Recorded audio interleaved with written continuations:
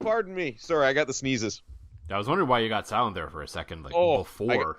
I got like that burp sneeze. Hang on, I gotta blow my nose. I'll be right back. Okay, hang on. Okay. You back? Cool. Yeah. That was a long time to blow your nose. Well, I get this thing, and I don't know if I've discussed it with you before, where if I have too much food in my stomach and I have some beer, I get the weirdest sneezing fit. That is weird. Like, and it's funny because a buddy of mine at work has the same thing. Yeah. So I got home from golf today, and I quickly had a snack. I had some leftover pasta I had made. I had that.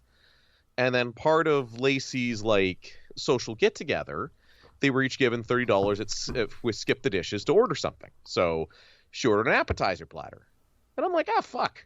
I'm not just going to leave deep-fried stuff sitting out there. I got to have some. So I'm, comfortably full. I'm like, okay, I'm feeling okay. Comfortably full. And then I start drinking my beer. I'm like, ooh, I'm getting pretty full. And then it's just it hits a point. I don't know if it's a gas bubble that hits a nerve or something. But it's just the fucking sneeze. I can't stop sneezing until I burp. So it's rapid fire sneeze, sneeze, sneeze, sneeze, sneeze. And then I burp and I'm like, okay. So there's one part, I just blew my nose 7 times and finally worked a burp out. I'm like, okay, good now. The following podcast may contain discussions supported by science that may be considered dangerous to some listeners and conspiracy theorists. Discretion is advised. The 3 Down Greencast is brought to you by the Pile of Bones Brewing Company. Home delivery available in Regina at sassbeerdelivery.ca. Welcome to the 3 Down Greencast. You are listening to the internet's most vaccinated podcast. I am Joel Gasson with John Fraser as always. And yeah, we have a 100% vaccination rate on this podcast. We do. And looking at my notes here, I just have the notes. They're just paper on the desk. I just wanted the sound effect. If we're being completely honest, I wanted the sound of I was picking up notes, we actually take show notes or something, we're a real podcast or something. No, we definitely don't do that. No, this is some leftover paper that Jenny left from here when she was working from home. So, so technically they're notes. They just don't have anything to do with our program. Oh God, no. I don't even know what this is. It's far too smart for me. So as I was going to say, we're here to check notes, actually talk about football today. This is if weird. You can believe it.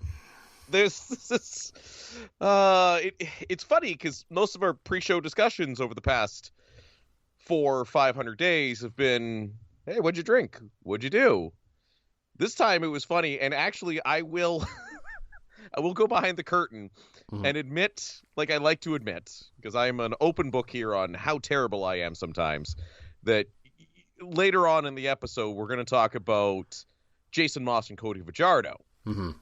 And I went for a minute, oh yeah, they hired Jason Moss. I had completely forgotten.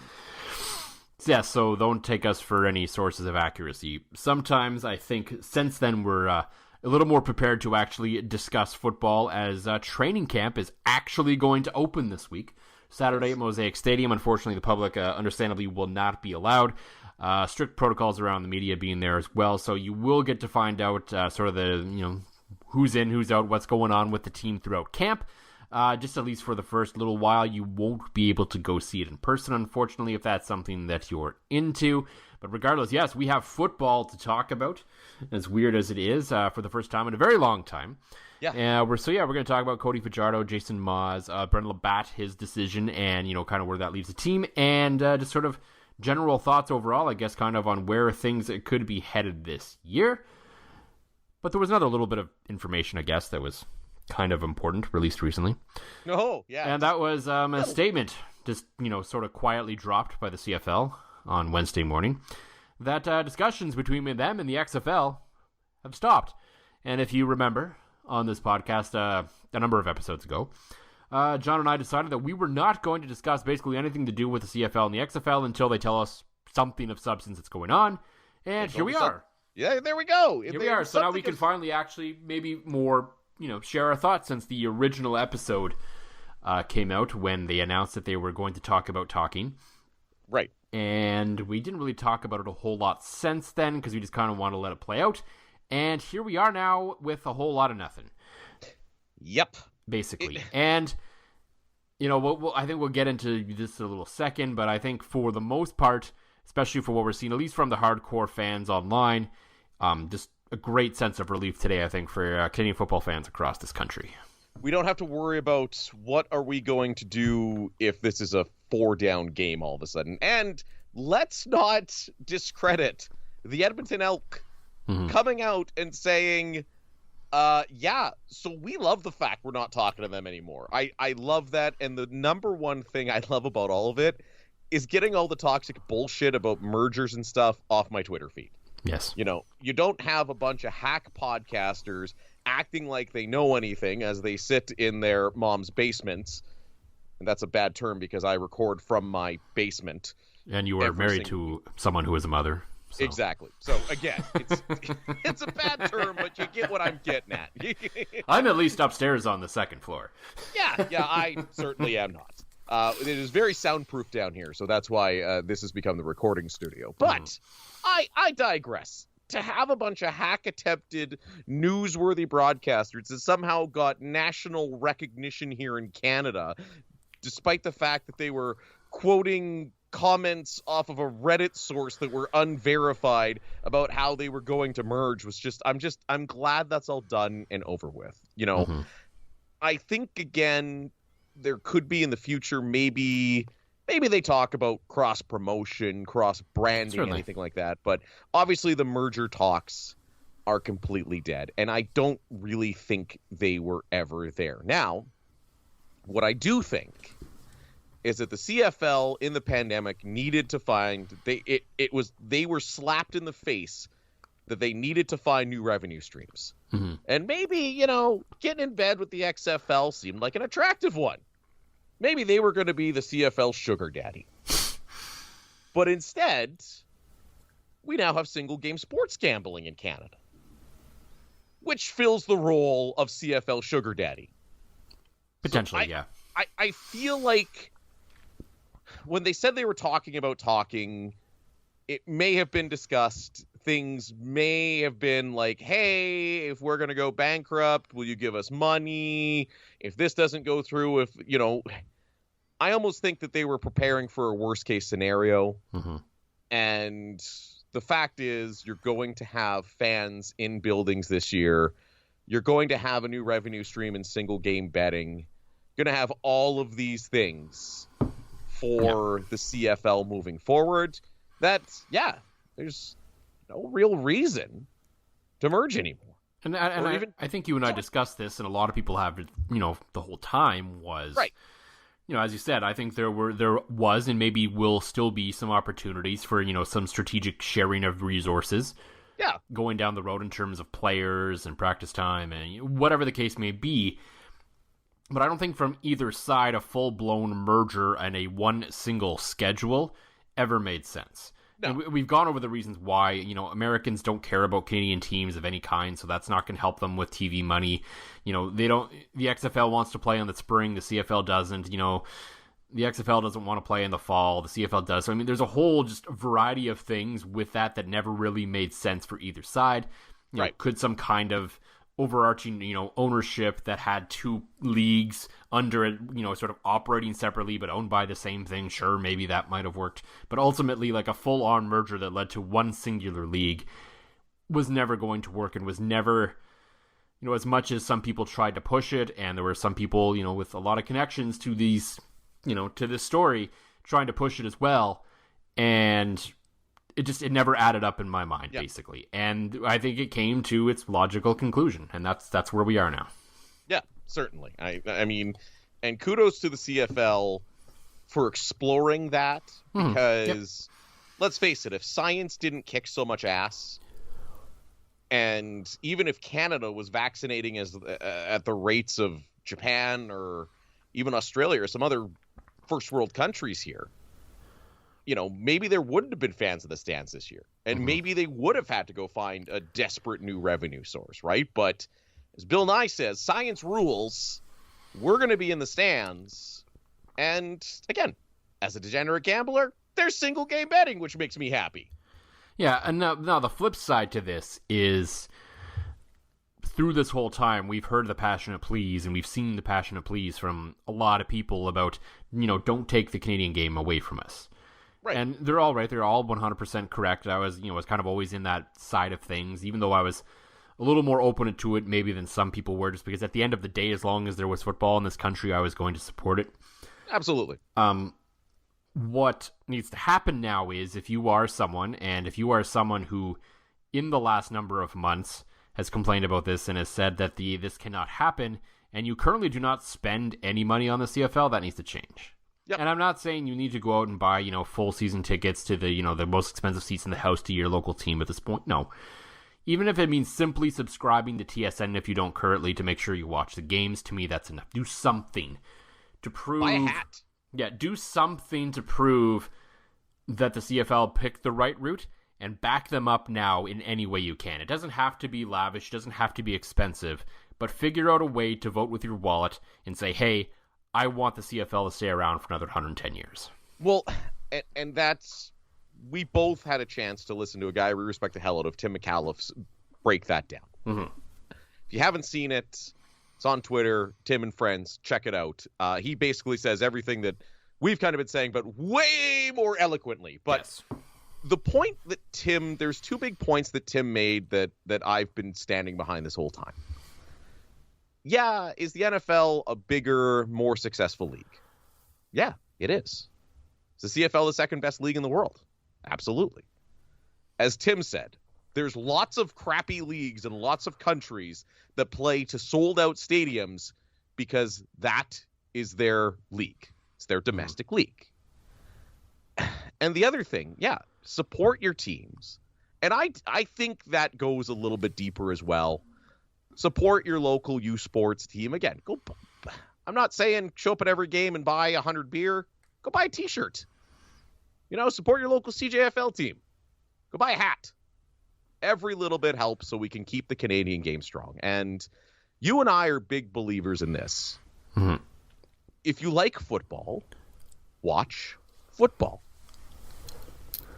You don't have to say one is better than the other. You don't have to exclusively watch one or the other. There are things I dislike about the CFL. There are things I dislike about the NFL. There are things I dislike about U Sports and college football. Not college football. I love college football's perfect. It's in all its dumb glory, it's perfect. And it is for a couple guys that embrace the dumb. I'm with you. But that's it. It just watch football. Don't be that guy that goes, "Oh, the NFL's so much better." Good. It's fantastic. Awesome. Good for you. Watch it. Just watch football. Mm-hmm. And Tim said the same thing, and that's what it comes down to. I don't get the superiority complex that's related in football. Like, I don't understand it. Like, why? Like, it'd be like, if that was the case, the MLS would never survive. Because that's a crap league, comparatively to other professional leagues in the world. And just support, watch football, go to games, buy a hat. It's even hats. I'm watching this. I'm watching the There's other merchandise behind hat, Exactly. Everybody. That's actually what I'm thinking. Those are actually some really nice championship hats. And right now they're showing like all the guys doing their little spin and hooting and hollering with the cup, and everybody is wearing a hat. So that's where the hat comes from. You got like a super shiny Stanley Cup logo on the back. So there's the hat obsession. It's because my brain can't watch something and not talk about it. That's how deep my mind goes. Anyway, to put a hat on this conversation, I almost take care.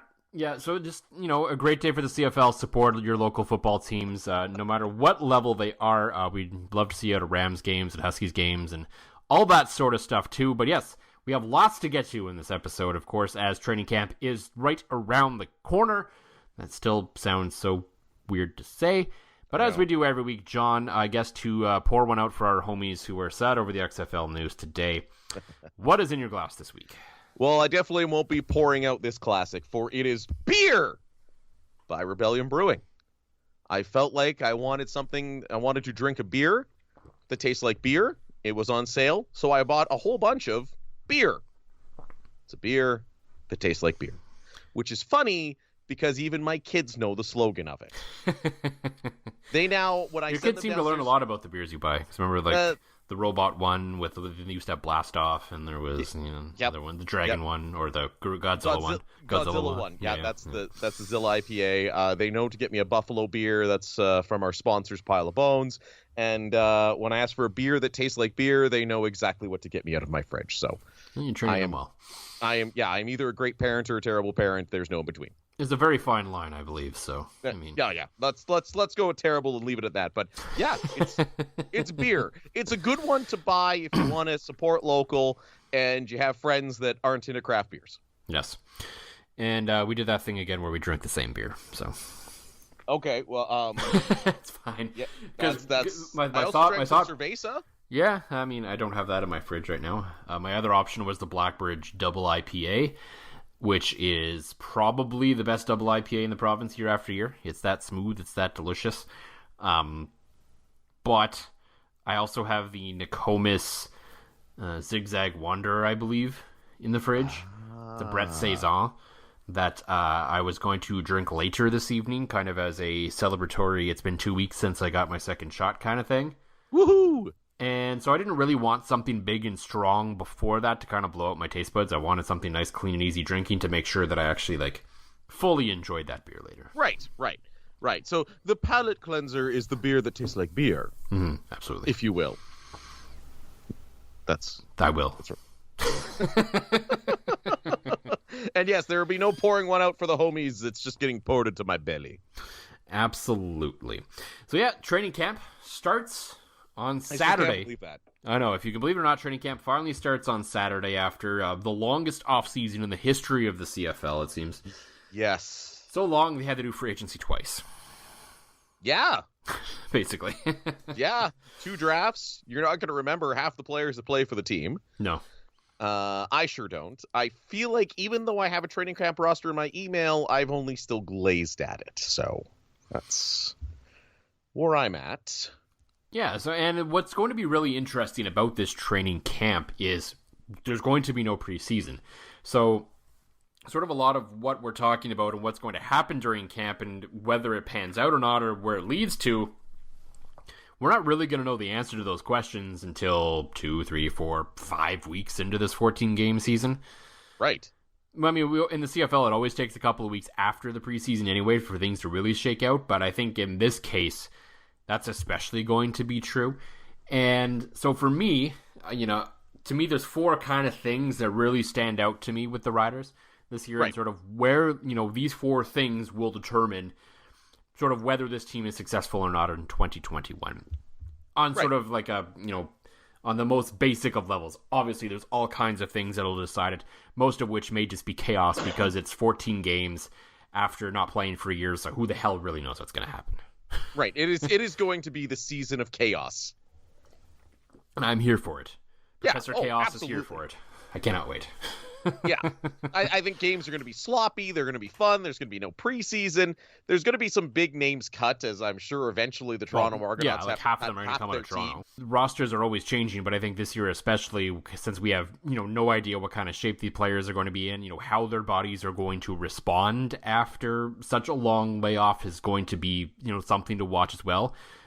Just in every sort of form, and that's no disrespect to anyone. That's just the way it's going to be.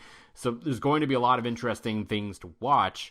But I think for the Riders, it kind of shapes down, and we're going to get into them now, sort of 4 sort of major things that I think are sort of at least the storylines to start the year, and then we'll see from there where they go.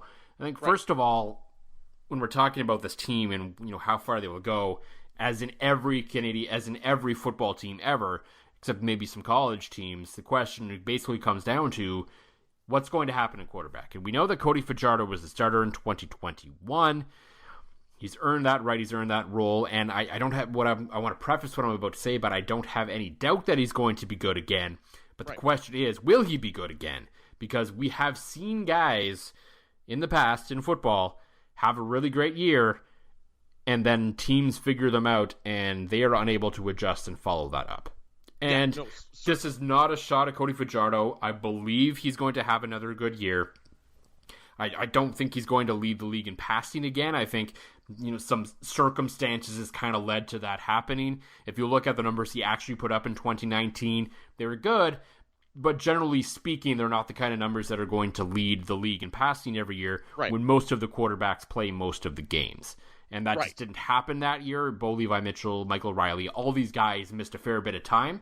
Trevor Harris even, so their numbers were way down. Cody's were respectable, but they were hardly, lead the league kind of past numbers. Now, maybe he takes his game to another level under Jason Maas. We'll get into that in a second, and maybe he does do that, but I don't think the team needs him to do that. They just need him to be what he was again, and it's the question that needs to be answered, and it'll be answered fairly quickly, I believe, and I believe the answer will be yes, is can he do it again?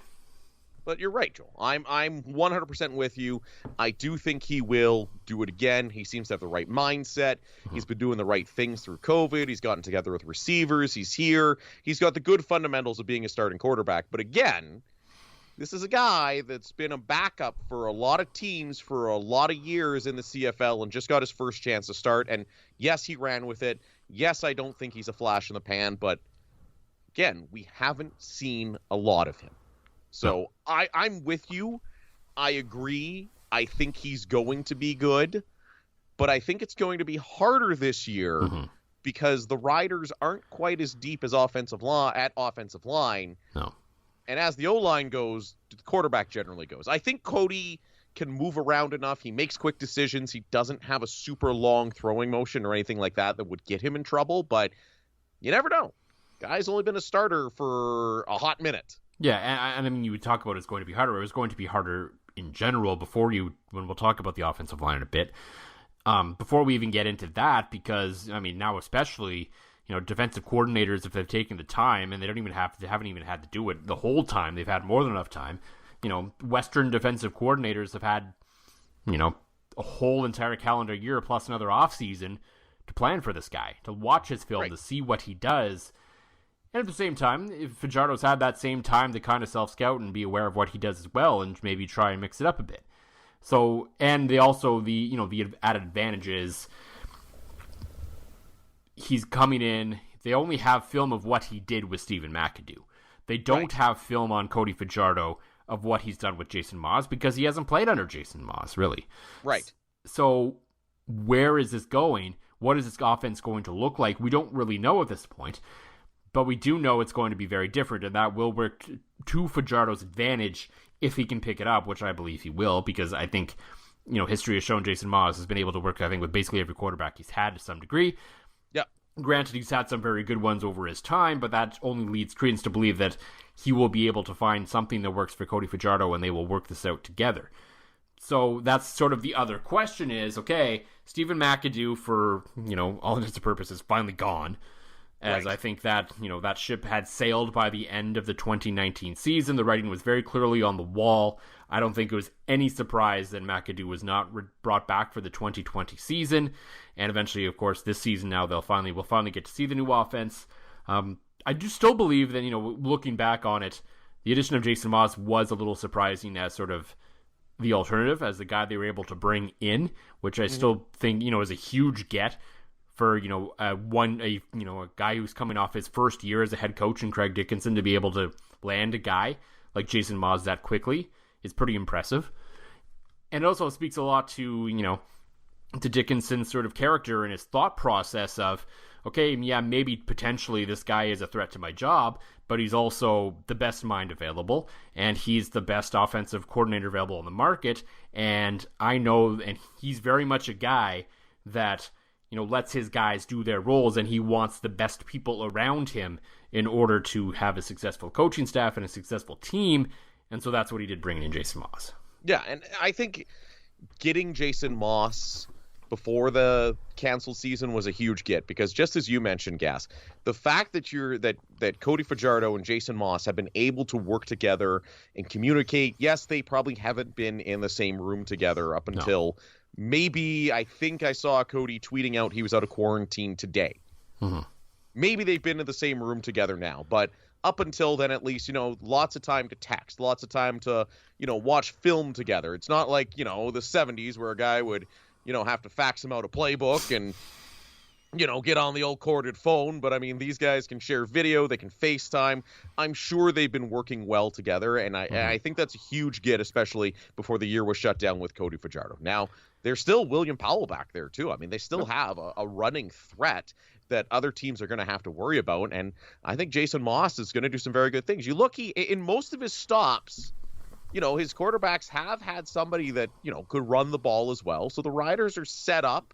They have the pieces that Jason Moss likes, and he's had a full year and a half of preparation to work things in, which he's going to need because, again, no preseason. It's let's go and let's go quickly. So I think with the pieces that are in place on this roster, he's going to do great things. I think the Riders are going to have an unbelievable offense led by Cody Fajardo and Jason Moss.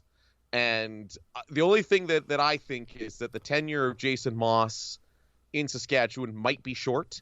Yeah. And because I think he's going to do enough a la Paul LaPolice that even through some of his issues that he had in Edmonton, I think that teams will look the other way, and he's got a time to rehab himself and his image, which, again, a wiped away season kind of helps with that. And I don't think he'll be here long, so it's good that they've had him through the canceled season to work with these guys.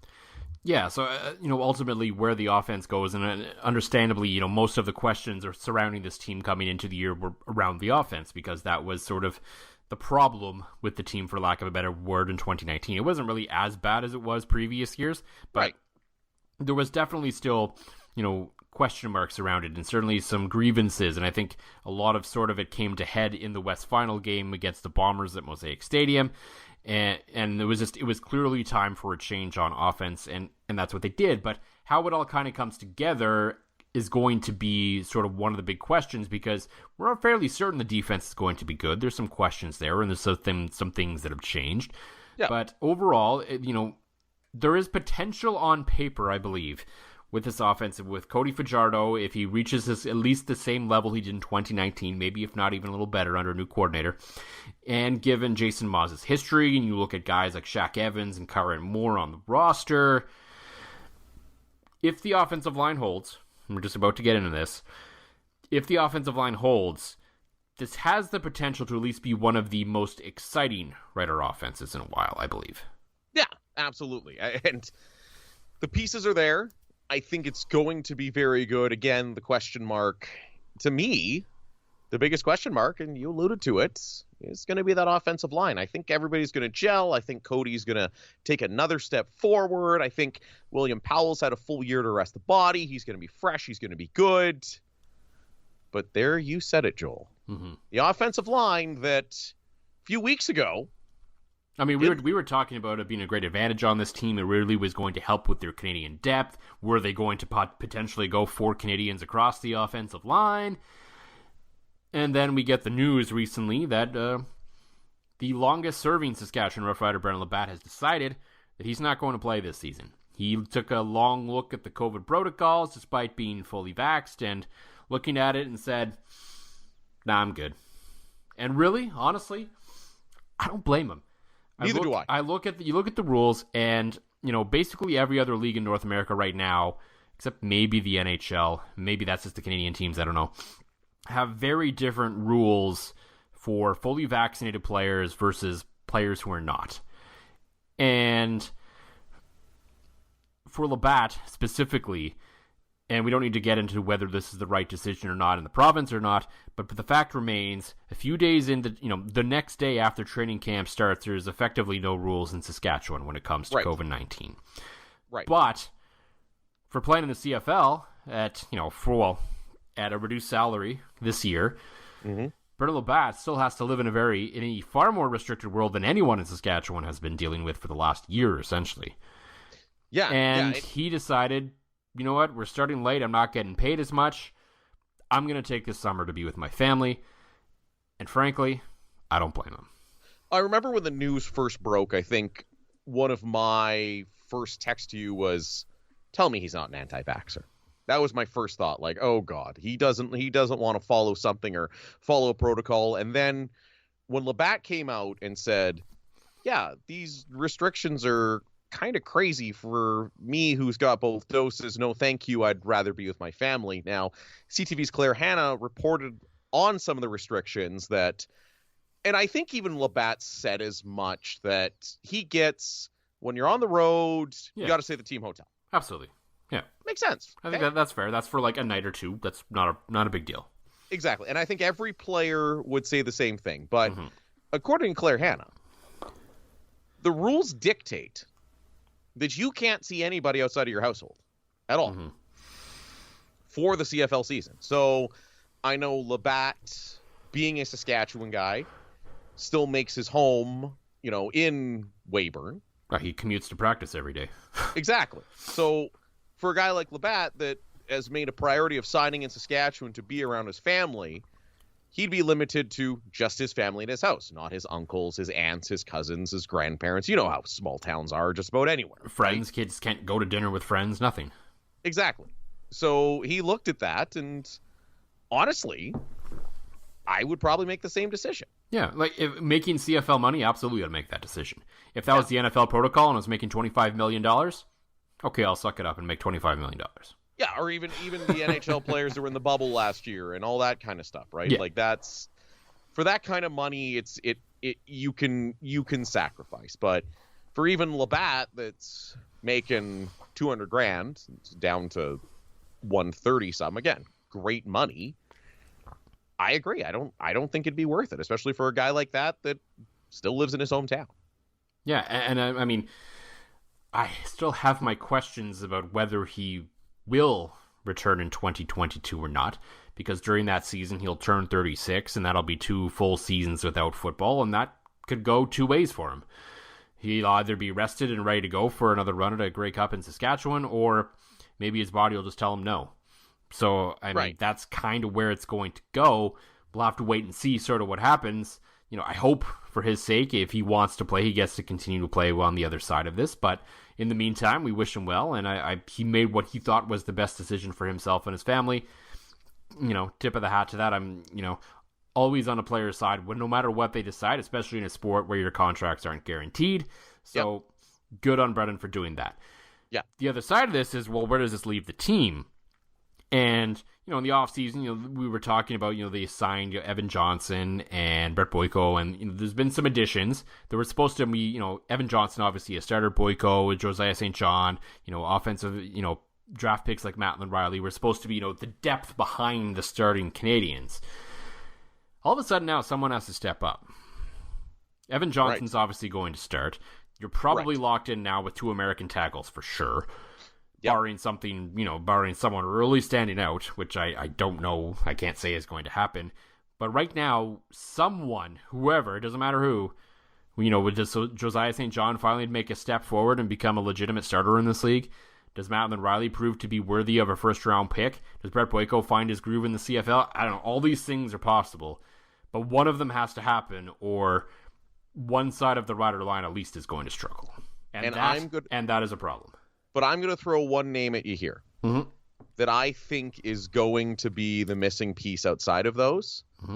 Logan Ferland. Not a lot of people have given him a ton of credit because he's played in the CJFL. But he has been such a dominant force in the CJFL on the Riders practice roster as a territorial pick. And from all accounts, speaking to people within the Thunder organization, he's been working out. This kid's been ready. He's bigger, stronger. He's fast. He completely dominated at the CJFL level. I think that could be a kid that makes the next step. It's possible. And gets into that mix and gives them that depth. The pieces, you said it best, Joel. The pieces are still there that somebody has to make a step. 2 guys have to make a step, basically. And if that goes well, they're going to be fine. If it doesn't, that Labatt loss is going to be a big one that they're going to feel, and it makes the signing of Evan Johnson even more important. And there's another guy that I had forgotten had signed with the Riders. It's been that damn long. Yeah, that wasn't really that long ago that happened, but anyway. Long enough. So yeah, obviously the offensive line, as boring as it is to talk about sometimes, is the key to any good offense, and the Riders, they took a big loss there. There's also been some other interesting losses on the roster as we sort of go through almost a bit of a recap. It's sort of the four main points that is going to, sort of define where this team goes, and that's, of course, the other losses were on defense, where they were good in 2019, and I fully believe that Jason Shivers is just only going to get better and is going to be even more comfortable as a defensive coordinator and take a huge step forward every year going forward, and he's another guy that could be on head coaching radars within a few years here. Which is something, again, to go back to Craig Dickinson, if you're, another sign of a really good head coach is guys who, consistently turn over coordinators every few years because they're off going to be a head coach somewhere. Right. And I could see Dickinson being a guy doing that. So 100%. Absolutely, Jason Shivers, I think, is another guy that could be on that path, depending on how things go with the defense over the next few years. And I think this year especially, a lot of it defensively is going to come down to what happens with the spots left behind by Cameron Judge and Charleston Hughes, where they and 1,200 other players signed with the Toronto Argonauts. At least for now, until they get cut. Yeah, and, sort of reading between the lines, and not so much between the lines in some cases, it sounds like with the two of them, decisions were made to move on, whether it, in Hughes' case, it was more so age, and you can understand that. In Judge's case, it just didn't really fit in with the salary structure that Jeremy O'Day, I believe, wanted to go forward with this franchise anymore, especially with a reduced payroll this year. Yeah. So, tough decisions were made, and these were decisions that, we've talked about before that this franchise hasn't always been willing to make, but they made them this time. I believe in the Hughes move. I think even if he has a great year in Toronto, c'est la vie, sometimes you got to move on from guys. The Judge one is a little tougher to swallow just because of how good he is at Canadian at linebacker. But nonetheless, that decision was made. All you can do is move forward and see where they go. And I believe the replacements are there. We'll start on the defensive line because it's a splashier spot. And it can have just as much as an impact on the game as the offensive line. What's interesting about the defensive line, though, is, and I think, as we talk about Charleston Hughes gone, to remember that Charleston Hughes is gone, but Mika Johnson is back.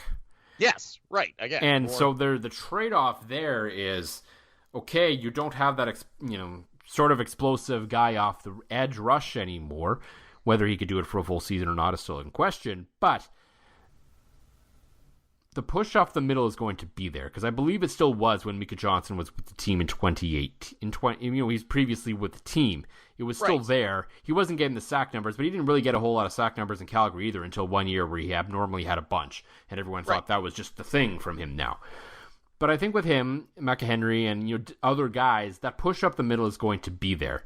So AC Leonard and Freddie Bishop III and maybe some unknown Americans that are joining the roster could easily fill the gap, I believe. I believe it'll be more of a defensive line, pressure the quarterback by committee, more so than maybe one or two guys. But I will admit, both in terms of, I would say that the loss of Chad Jeter was worse for the team than Charleston Hughes just because of the defensive line capability that he was expected to bring to the team this year, as well as what he brought on special teams. But he's another guy that made a choice that he thought was better for himself and his family.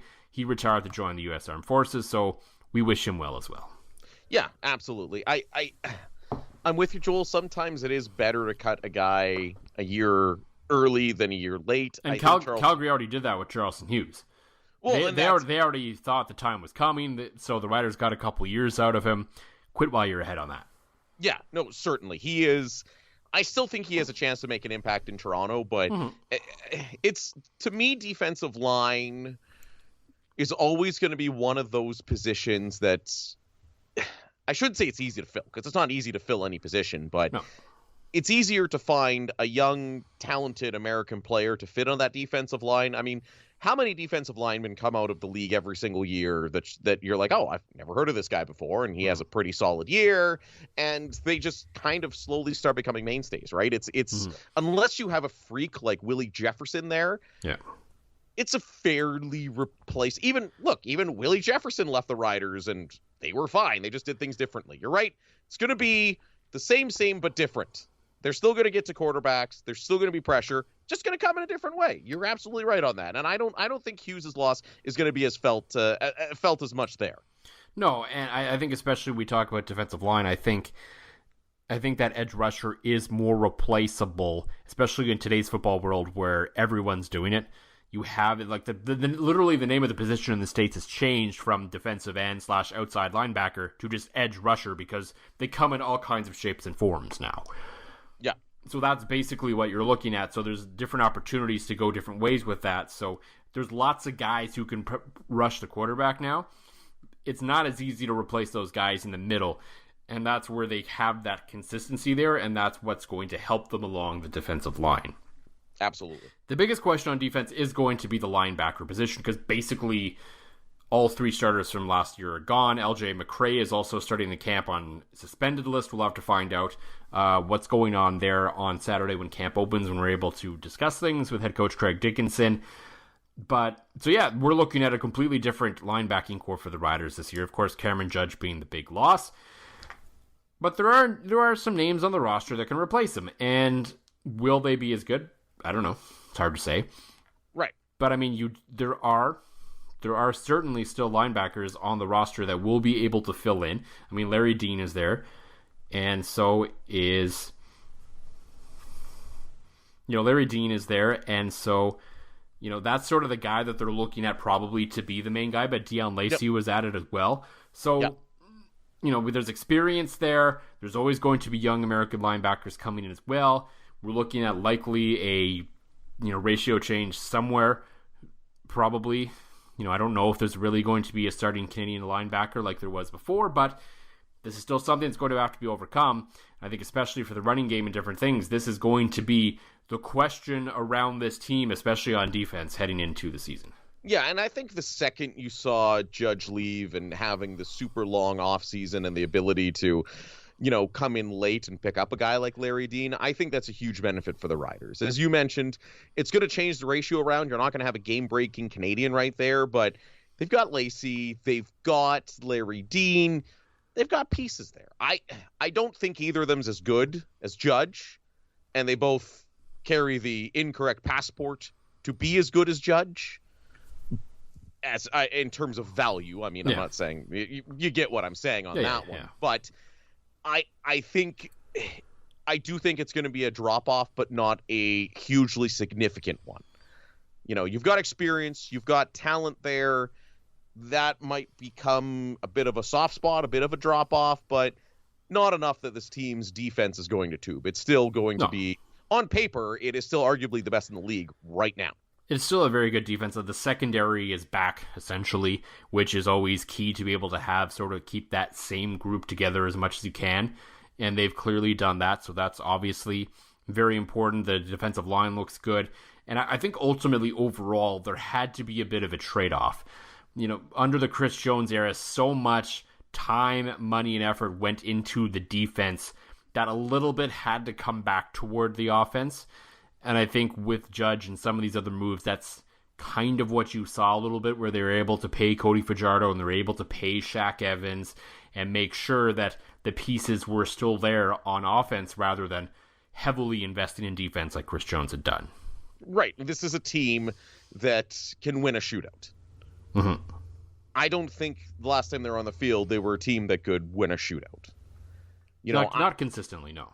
No, I mean, occasionally, yes. I mean, the old blind squirrel catching a nut once in a while, but I think this team offensively, as you just said, look at the staff. I mean, with Moss and Dickinson, you've got offensive-minded guys there, and they're making this team into their mold, and this team could be involved in a few shootouts next year. And I'm glad that they have the ability to me, they're a football team right now on paper that has the ability to win both styles of games. I do think they'll be more comfortable in an offensive game.